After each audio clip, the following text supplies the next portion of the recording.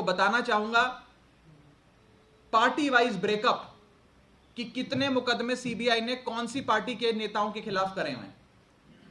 तृणमूल कांग्रेस के 30 नेताओं के ऊपर, 30 लीडर्स के ऊपर सीबीआई ने मुकदमे दर्ज किए हैं।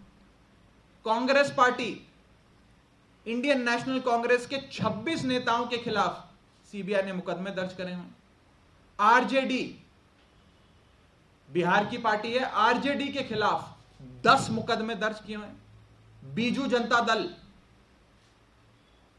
उड़ीसा की पार्टी, नवीन पटनायक साहब की पार्टी, बीजू जनता दल के 10 नेताओं के खिलाफ मुकदमे दर्ज किए हुए हैं। वाईएसआरसीपी, आंध्र प्रदेश की पार्टी, इनके खिलाफ 6 मुकदमे सीबीआई के दर्ज किए हुए हैं। बीएसपी, बहुजन समाजवादी पार्टी, इसके 5 नेताओं के खिलाफ सीबीआई ने मुकदमे दर्ज करे हुए। चंद्रबाबू नायडू की पार्टी, टीडीपी, उनके खिलाफ 5 मुकदमे सीबीआई ने दर्ज करे। आम आदमी पार्टी, हमारी पार्टी, इसके खिलाफ 4 नेताओं के खिलाफ सीबीआई ने मुकदमे दर्ज करे। समाजवादी पार्टी, 4 नेताओं के खिलाफ सीबीआई के मुकदमे। एआईएडीएम के 4 नेताओं के खिलाफ सीबीआई के मुकदमे। सीपीएम, वामपंथी, सीपीएम के खिलाफ 4 नेताओं के खिलाफ सीबीआई ने मुकदमे दर्ज करे हुए। एनसीपी, 3 नेताओं के खिलाफ सीबीआई के मुकदमे दर्ज करे हुए। एनसी, नेशनल कॉन्फ्रेंस, 2 नेताओं के खिलाफ सीबीआई के मुकदमे। डीएमके, 2 नेताओं के खिलाफ सीबीआई के मुकदमे। पीडीपी, 1 नेता के खिलाफ सीबीआई का मुकदमा। टीआरएस, 2 नेताओं के खिलाफ सीबीआई के मुकदमे। यह सीबीआई की कार्यशैली, इन एजेंसियों का ऐसा राजनीतिक प्रयोग तो आजाद भारत के इतिहास में आज तक नहीं हुआ। और मकसद एक है कि इस देश को विपक्ष मुक्त कर दो, इंडिया को ऑपोजिशन लेस कर दो और भारत के लोकतंत्र को एक तंत्र में बदल दो, तब्दील कर दो। Convert democracy into autocracy and make India an opposition less country. एक ही लक्ष्य है कि भारत देश में एक ही पार्टी हो और एक ही नेता हो और कोई गैर भाजपा पार्टी या गैर भाजपा नेता इस देश में सर उठाने की भी हिम्मत ना करे। एक एक नेता को पकड़ पकड़ के जेल में डालो, जेल में डालो। पार्टियों की दुकानों पर, पार्टियों की राजनीतिक जो कार्यशैली है, जो उनकी इलेक्शन लड़ने की क्षमताएं हैं, जैसे पार्टी चलती है, उस सब को खत्म करो, बर्बाद करो और एक ही पार्टी इस देश में बचे, भारतीय जनता पार्टी। ये लोकतंत्र को एक तंत्र में बदलने की, तब्दील करने की भारतीय जनता पार्टी की कोशिश चल रही है। ये जितने नेताओं के नाम मैंने पढ़े, विपक्ष के नेताओं के, इन्हें बुलाकर बोला जाता है कि भारतीय जनता पार्टी ज्वाइन कर लो। अगर भारतीय जनता पार्टी में शामिल हो जाओगे तो आप पर कोई मुकदमा नहीं होगा, आपको बाइज्जत बरी कर दिया जाएगा, और अगर नहीं शामिल होगे तो पकड़ के जेल में डाल देंगे। जहां तक मनीष सिसोदिया जी का सवाल है, हमारे नेता मनीष जी का सवाल है, कल सीबीआई कोर्ट में मनीष सिसोदिया जी को बेल मिलने वाली थी। जितने भी उस मुकदमे में अभियुक्त थे, कथाकथित अभियुक्त, सबको बेल मिल गई। मनीष सिसोदिया जी को भी बेल मिलने वाली थी। कोर्ट ने फैसला सुरक्षित करने का और बेल देने का विचार बना लिया था, लेकिन मनीष सिसोदिया जी को बेल ना मिले, इसके चलते सीबीआई ने अपने वकील को ही पेश नहीं किया, वकील को ही पेश नहीं किया और वकील को कहा कि आप छुट्टी पे चले जाओ। वकील पेश नहीं हुआ, उसके चलते 11 दिन बाद की तारीख पड़ गई। 11 दिन और आप सीबीआई की जेल, सीबीआई की कस्टडी में बिताइए। और यह कम था तो सीबीआई के साथ साथ ईडी ने भी मुकदमा दर्ज कर उन्हें गिरफ्तार करने का मन बना लिया।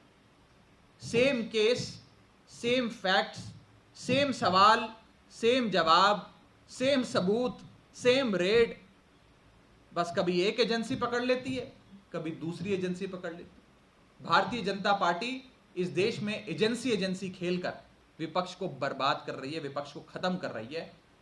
और मकसद बड़ा साफ है कि इस देश को one nation one party one leader में तब्दील कर दिया जाए। इस देश में और कोई नेता ना बचे और लोकतंत्र भारत देश का एक तंत्र में तब्दील किया जाए। जो सीबीआई कोर्ट में हम लोगों ने देखा कि सीबीआई ने कार्रवाई ना हो, बेल की कार्रवाई आगे ना बढ़े, मनीष सिसोदिया जी को बेल ना मिले, इसके चलते अपने वकील को ही पेश नहीं किया। यह साफ तौर पे यह दिखाता है कि ये एजेंसियां भारतीय जनता पार्टी के इशारों पे जो प्रोसेस ऑफ लॉ है उसे अब्यूज करना लग गई हैं। This is the classic text book example of abuse of process of law कि बेल ना मिले इसके लिए वकील ही पेश ना करो, वकील पेश होगा नहीं, बहस होगी नहीं, कोर्ट कार्रवाई करेगा नहीं, तारीख पे तारीख पड़ेगी और जो शख्स है जिसे जेल में बंद किया है वो जेल में सड़ता रहेगा। आम आदमी पार्टी इन जेलों से नहीं डरती, आम आदमी पार्टी इन एजेंसियों से भी नहीं डरती। एक संघर्ष से, आंदोलन की कोख से जन्मी पार्टी है आम आदमी पार्टी। इनकी जेलों से, मुकदमों से, ईडी से, सीबीआई से हमें डर नहीं लगता, बल्कि हमें तो याद आता है वो संघर्ष का समय जब देश को गोरे अंग्रेजों से आजादी दिलाने के लिए भारत देश के कितने स्वतंत्रता सेनानियों ने महीनों सालों जेल में बिताए, अंग्रेजों की उस क्रूर हुकूमत से लड़ाई लड़ी और अंत में विजयी हुए। गोरे अंग्रेज चले गए, लेकिन आज इस देश पे काले अंग्रेजों का शासन है। आज मनीष सिसोदिया उसी स्वतंत्रता सेनानी के दिखाए गए नक्शे कदमों पे चलकर खुशी खुशी जेल गए। संघर्ष करेंगे, लड़ाई लड़ेंगे और अंत में विजय सत्य की होगी, विजय अच्छाई की होगी, बुराई की हार होगी, विजय सत्य की होगी, असत्य की हार होगी और अंत में जेल के ताले टूटेंगे, मनीष सिसोदिया छूटेंगे। आपका कोई सवाल हो तो आप पूछ सकते हैं। बीजेपी को आप काले अंग्रेज कैसे रेफर कर रहे हैं? इस देश में अंग्रेजों के समय जो हुकूमत थी, जो भी आवाज बुलंद करता है सत्ता के खिलाफ उसे पकड़ के जेल में डाल दो। आज भी इस देश में ऐसा हो रहा है, जो बीजेपी के खिलाफ आवाज बुलंद करता है उसे पकड़ के जेल में डाल दो। मैंने आपको इतने विपक्ष के नेताओं के नाम लिए, इन पर मुकदमे होते हैं। भारतीय जनता पार्टी के विधायक के घर पे 8 करोड़ रुपए नकद कैश मिलता है, उसकी गिरफ्तारी नहीं होती है, उसे एजेंसियां छोड़ देती हैं, उससे मुंह फेर लेती हैं, कोर्ट में उसे बेल दिलवा देते हैं, रोड शो करवाकर उसे कोर्ट से बाइज्जत बरी करवाते हैं। क्या इस देश में 2 कानून हैं? क्या इस देश में 2 मापदंड हैं?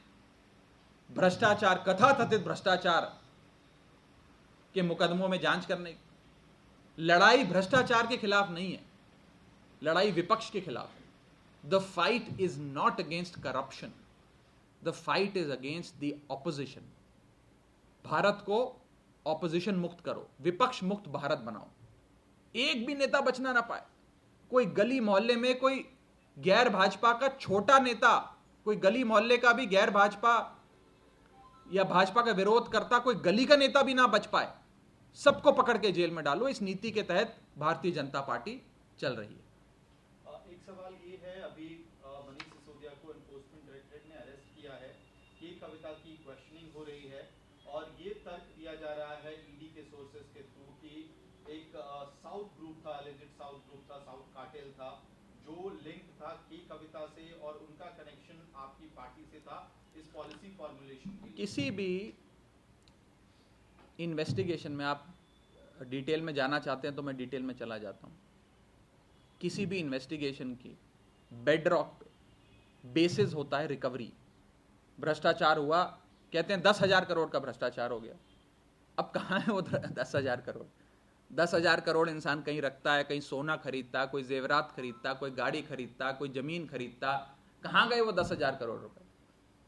और वो कौन सा 10,000 करोड़ का घोटालेबाज शख्स है जो सुबह 6 बजे स्कूल की इमारतें देखने निकलता है कि दिल्ली के स्कूल की इमारतें ठीक कराऊंगा मैं? डेस्क लगवाऊंगा, क्लासरूम में बोर्ड लगवाऊंगा, पेन पेंसिल चौक डस्टर किताबों का अरेंजमेंट कर कर बच्चों को दूंगा, स्कूल्स को दुरुस्त करूंगा। अरे कौन सा भ्रष्टाचारी ऐसा काम करता है? कहां है पैसा? Where is the money? और मैं साफ तौर पे कहना चाहता हूं भारतीय जनता पार्टी से कि ये पॉलिसी जिसका आप बार बार हवाला देकर एक नैरेटिव बनाने का प्रयास कर रहे हैं, ये पॉलिसी तो आपके उपराज्यपाल ने बनाई, आपके उपराज्यपाल ने लागू करवाई, आपके उपराज्यपाल ने उसमें संशोधन करा कर उसे अंतिम रूप दिया, उसे लागू करवाया। उपराज्यपाल को तो आप नहीं बुलाते। उपराज्यपाल को भी पकड़ के उसी ईडी की जेल में डालो जहां मनीष सिसोदिया को डाला है। उपराज्यपाल को नहीं पकड़ोगे, मनीष सिसोदिया को पकड़ के जेल में डाल दोगे। अति हो गई है। एक कहावत है, विनाश काले विपरीत बुद्धि। इसके अंग्रेजी अनुवाद है, those whom the God wants to destroy, he first makes them mad with power। आज ये दोनों कथन भारतीय जनता पार्टी पे लागू होते हैं। अति हो गई है इस देश में, गदर मचा दिया बीजेपी ने। सारे विपक्ष के नेताओं को पकड़ के जेल में डालो, लोकतंत्र ना बचने पाए हिंदुस्तान में, एक तंत्र में तब्दील कर दो। There should be no democracy, only autocracy. There should be one nation, one leader, one party. No non BJP party should even exist in this country. That is the end goal, that is the objective. नमस्कार, मैं हूं मानक गुप्ता। अगर आपको हमारा ये video पसंद आया हो तो इसे लाइक और शेयर जरूर करें, और हां, हमें सब्सक्राइब और फॉलो करना ना भूलें ताकि आप देश और दुनिया की कोई खबर मिस ना करें। तो जुड़े रहिए हमारे साथ और देखते रहिए न्यूज़ 24।